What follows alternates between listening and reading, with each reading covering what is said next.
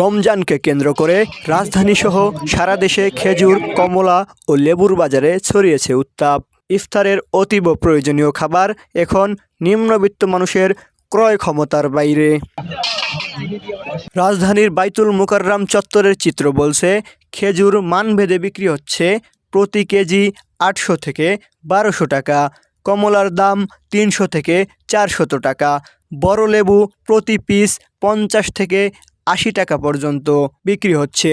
খেজুর ও লেবুর চাহিদা বাড়ায় দাম বৃদ্ধির কারণ হিসেবে সরবরাহ সংকটের কথা বলছেন খুচরা ব্যবসায়ীগণ। এই মালটা আমরা 400 টাকা বেচতে পারছি, এই মালটা এখন বেচা লাগে 460 টাকা ভাই।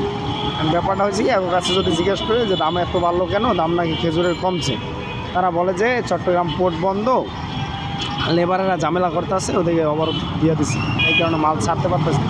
মানে একটা কার্টনে যদি এক রাইতে 300 টাকা ডিফারেন্স হয়, কীভাবে ব্যবসা করে খামো ভাই? এটাতে সারা বর্তমানে একটু কম।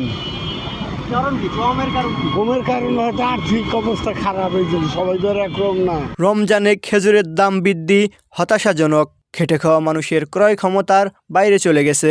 খেজুর মোটামুটি পছন্দ হয়, কিন্তু দামে যে হয় না। এখন দামটা যে কেন বেশি, এখন এটা কি মানে এদের কোনো সিন্ডিকেটই আছে না সরকারের কোনো কি আছে?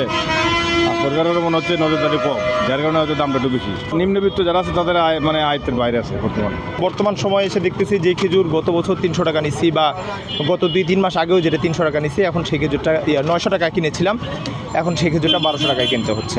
এক ফল ব্যবসায়ী জানান, আমদানির খরচ বেড়েছে, তাই আমাদেরও বেশি দামে বিক্রি করতে হচ্ছে। পরশুদিন যে মালটা আমরা কিনছি যে দামে, তার থেকে আরও 300 টাকা 200 টাকা বিক্রি মানে বাড়তি হয়েছে।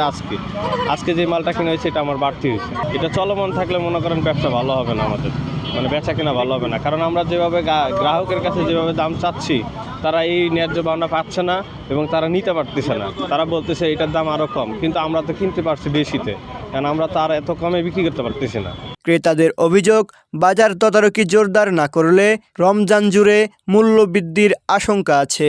রমজান মাসে সব কিছুর দাম জানি স্থিতিশীল থাকে, নতুন সরকার আছে, আমরা চাই রমজান মাসের যে নিত্য প্রয়োজনীয় জিনিস এগুলো জানি আমরা ক্রেতার হাতে নাগা থাকে আমরা চাই। স্থানীয় ক্রেতারা জানিয়েছেন, রমজান মাসকে ঘিরে বাজার দর নিয়ন্ত্রণে কার্যকর পদক্ষেপ নেবে বর্তমান সরকার। মোজাব্বির হোসেন শিহাব, দৈনিক এদিন, ঢাকা।